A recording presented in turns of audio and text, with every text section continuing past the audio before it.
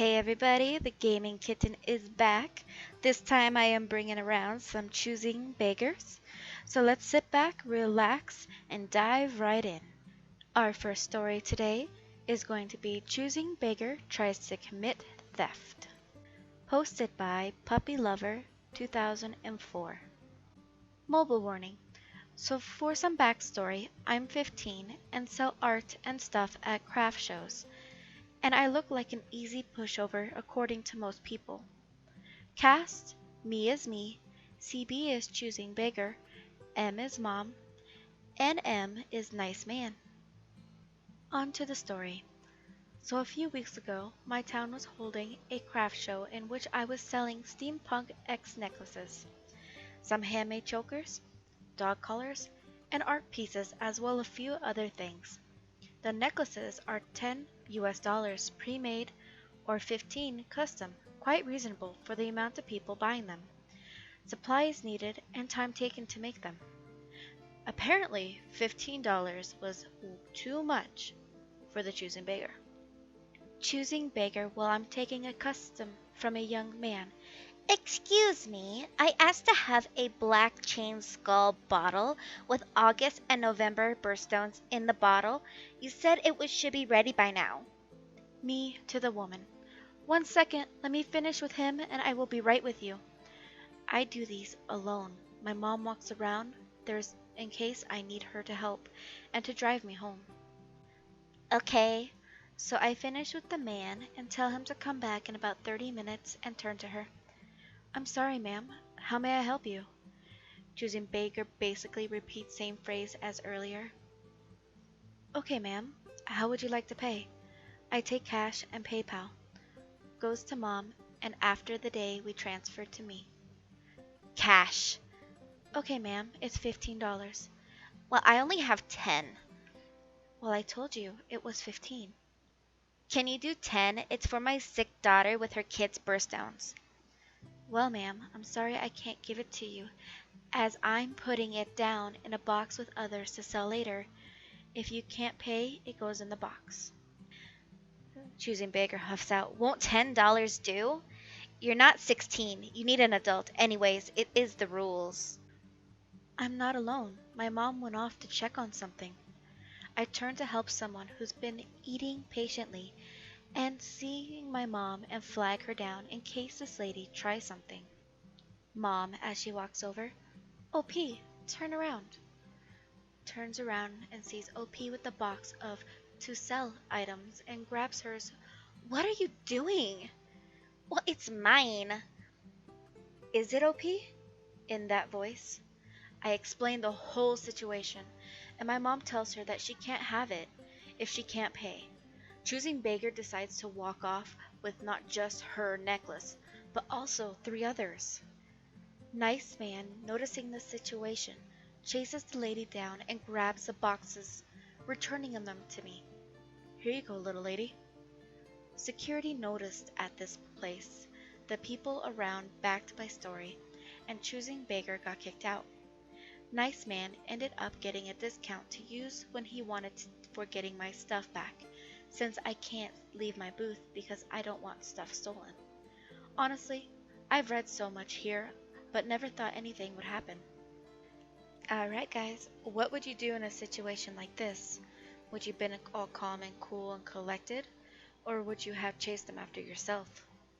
Leave your comments down below to let us know what you would have done. Alright, now on to the next story. Our next story is titled, You Will Give Me My Money Back, posted by Hetson. Sit tight, it's going to be a long one.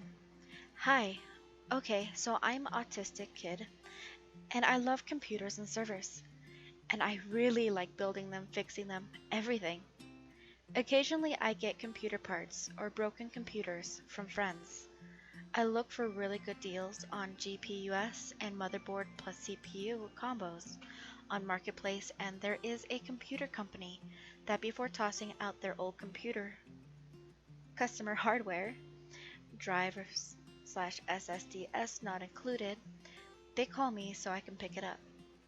I am doing this so I can sell relatively cheap gaming computers to kids, and also tried to make a buck for myself.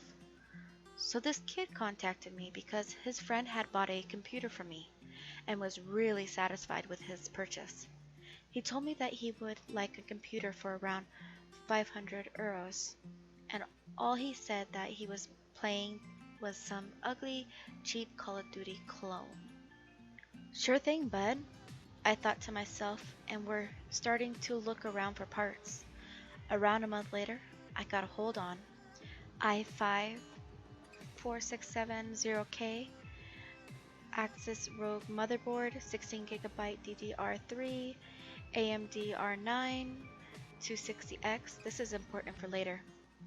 Some Concierge AIO water cooler that I just removed from my main rig with 2 main fans, 250GB SSD, 1TB of HDD, 650W modular power supply, Phoenix chassis, don't remember which one, and I'm sorry if I'm butchering the slang.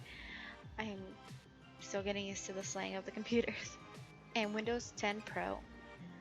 Even though this kid didn't know much about computers, I still said that I could give you a computer with these specs for 450. He said it was good, and I went on building this little beast. Since I knew that I was getting more money than I usually get for computers, I put some extra love into this one. I made custom sleeves for power cables, I routed the cables for amazing airflow, I even put some extra 120mm quiet fans in the front just so it would be nice and cool. Computer was done.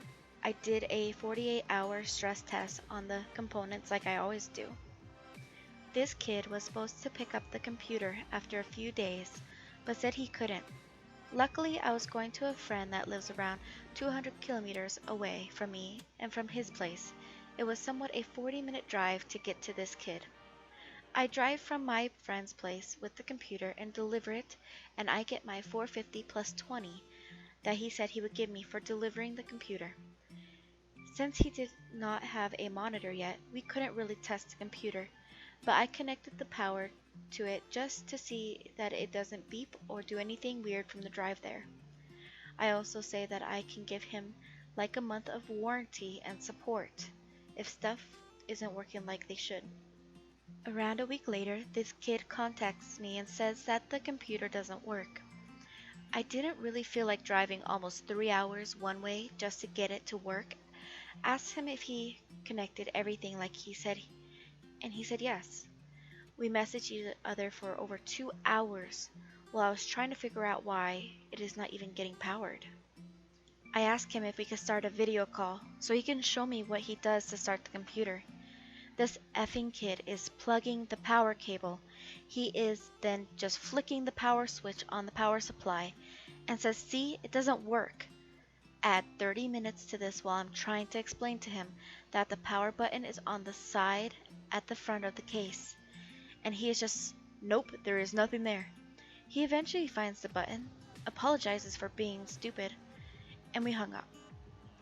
Fast forward a few weeks, and he tells me that one of the radiator fans is making weird noises. I don't want to go there again. Sends him a brand new fan for the rad, and I even pay for the shipping. He gets the new fan, is happy. All done now, right? Oh no, fast forward 5 months. He messaged me telling me that this GPU is from 2013. I didn't expect an old GPU. And the computer is really slow. Yes, this GPU is from 2013, but in 2017 it was still compatible to play games. It still is today. It performs somewhat like a GTX 1060 in 1080p gaming, and since he was playing with some pooey Call of Duty clone that got 300 plus FPS with that card, I really don't worry. Why did he experience that the computer is slow? I have no idea, since both the HDD and the SSD was brand spanking new. He goes on messaging me saying stuff like, "I'm going to go to buy a new GPU and you are going to help me to install it. Otherwise you have to come here and pick up the computer and give me my money back."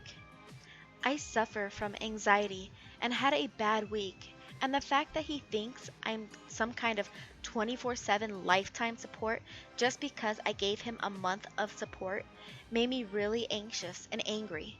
I was sitting there for around 2 hours thinking on what to say to not sound like a jerk. I also wanted to help him if he wanted to upgrade his GPU, even after he was demanding this. Then I get a message. Since you're not replying, I am going to your house this weekend. You're going to give me my money back and I'll give you the computer. This actually made me feel threatened. I spoke to some friends on what to do and they said that if he comes, that they will back me up.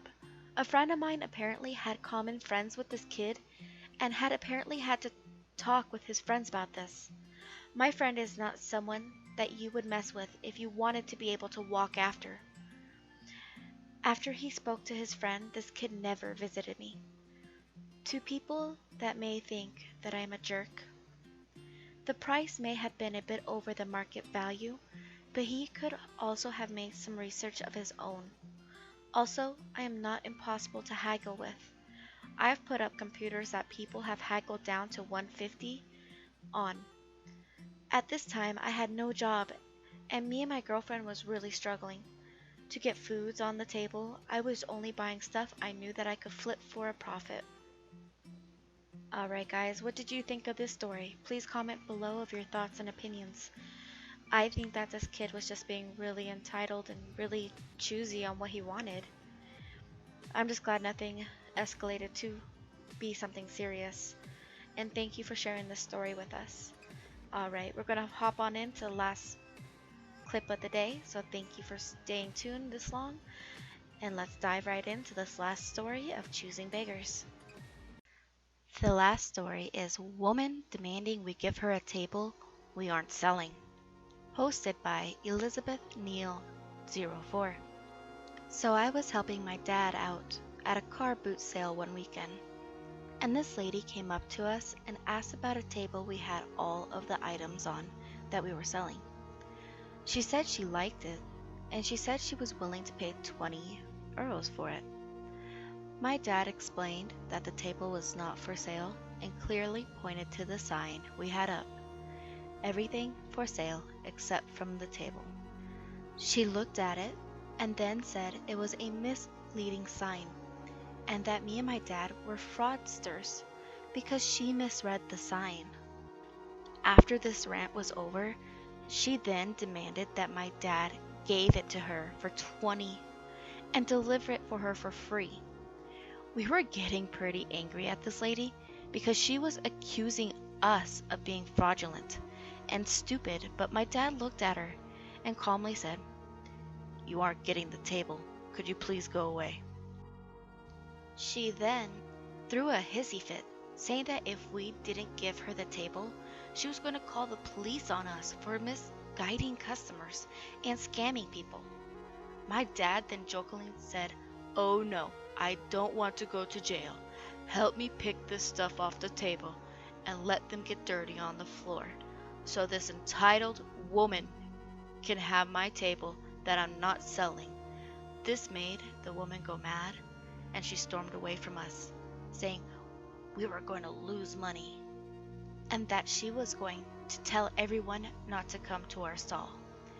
We don't know what that woman was thinking, but we were relieved when she left. We had a good selling day and sold pretty much all of the items we had. No one asked about the table, so that made it clear to us that the sign wasn't misleading. Others came up to us saying she caused a similar fuss at the other stalls, asking them for their tables that also weren't for sale. All I could say now is, I hope that woman got her table. Well, I do gotta say, she might needed some tables to hoard some stuff, or maybe she was just trying to get the tables to make an extra profit. We will never know. Alright everybody, that concludes the ending of our video today. I do appreciate you guys coming into this r/choosing beggar stories, and I will be posting similar comments further down the line with some other Reddit subs. So please tune in and don't forget to leave a like and a comment. And I hope you all have a wonderful weekend. Bye bye.